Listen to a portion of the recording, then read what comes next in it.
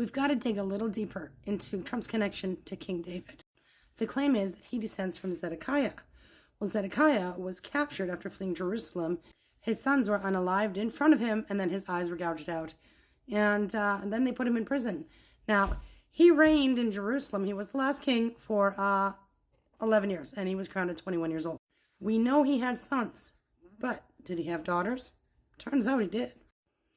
The king's daughters, see the reference there, every man, every woman, every child, and the king's daughters, and every person that Nebuchadnezzar, the captain of the guard, had left with whatever. And down here it says Jeremiah the prophet and Baruch, which was his scribe. Keep that in mind. And they went to Egypt. This is biblical. So here's where it gets connected to Trump. The claim is that this Queen Tia Tephi was the daughter of Zedekiah, the last king of Israel. Now all his sons were unalived, and therefore, according to Jewish law, the birthright would go to her or her sister. She ends up marrying a king in Ireland. The story goes, and this is per what the bard had said. The record of the bard tells about the fact that they were taken to Egypt and stayed in Egypt.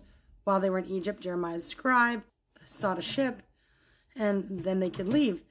My issue with this is the claim where it says that they brought this sacred stone, the pillars of whatever. You know that stone that Jacob slept on after wrestling with God?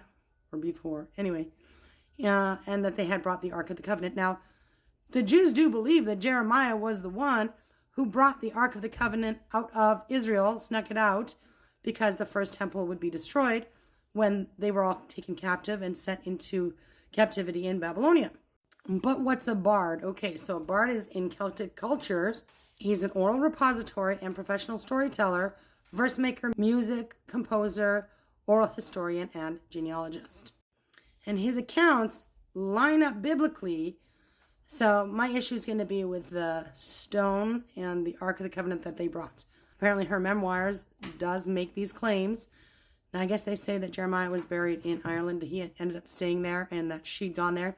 She married a king, and that gives you your king lineage through, Queen Elizabeth II. That Trump ends up getting this, and that's the royal connection that they claim through Ireland and Scottish kings. Now, if we look at Zedekiah being the last king, Jeconiah was also a king, and that right there is going to be Joseph's line. And the two boys' father is Jehoconium. I can't pronounce these names. So that's why the Jews do believe that Trump is an illegitimate, remember we talked about that in the other video, descendant of King David.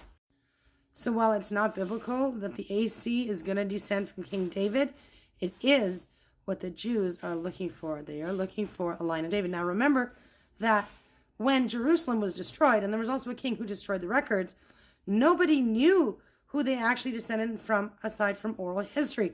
There were no more records. That was intentional. So there is not a person alive today who could prove via documented lineage their connection to King David. But with that story that the bard told, maybe it's true, maybe it's not true, could be Satan's lie, that's going to be what matters to the Jews who are looking for their Messiah because they did not accept Jesus. Do you understand?